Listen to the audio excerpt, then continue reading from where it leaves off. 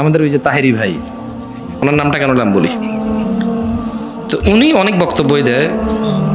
আচ্ছা, এখানে যদি আমি 1 ঘন্টা কথা বলি, 1 ঘন্টা কথা বলতে বলতে আমার মুখ দিয়ে একটা কথা উলট পালট বের হতে পারে কিনা, 2022-এর আমি 2020 বলতে পারি কিনা, হয়ে যেতে পারে 2022 না বলে ফেললাম 1992। যেমন আমার ছোট ভাইয়ের জন্ম 2007 সালে, মানুষ সে বলে যে 1986 সালে জন্ম, একবার বলে ফেলছে। তা আমার আব্বা বলে যে তুই কি আমার আব্বা জন্ম হয়েছিস না, 1916 সাল, সরি, ও বলছে 1916 সাল থেকে সৌদি আরবে আছি। ও বলতে চাইছিল 2007 সাল থেকে। ও কি বলছে 1916 সাল। আমার আব্বা কয় তোর দাদাও তো মনে হয় জন্ম হয় না ওই সময়। তাহলে এরকম কথার ভুল হয় কিনা? তো তাহেরি ভাই এরকম একটা ওয়াজে, শ্রোতাদের কথা বলতেছি, মানে আপনাদের কথা, রাগ করিয়েন না। আপনারা কত নিচে নামছেন দেখেন, কি মনে কষ্ট নিচ্ছেন?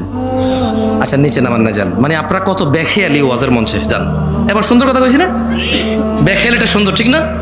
বাঙালি তো খালি মানুষের অপমান করলেই ভালো লাগে। আস্তাগফিরুল্লাহ, মাফ করুক, আল্লাহ স্বভাব খারাপ, আল্লাহ আমাদেরকে আশ্রয় দিক। সুন্দর ভাষা আছে বাংলা, আমরা এগুলো ব্যবহার করি, সমস্যা কোথায়?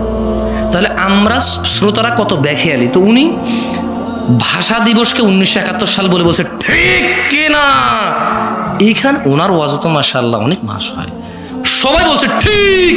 আমি কই লা হাওলা ওয়ালা কুওয়াতা ইল্লা বিল্লাহ। একজন বক্তা না হয় সে অনেকক্ষণ কথা বলতে বলতে গিয়ে সনটা ভুল করছে, এরাও কি ভুল করছে সবাই কেউ জানে না।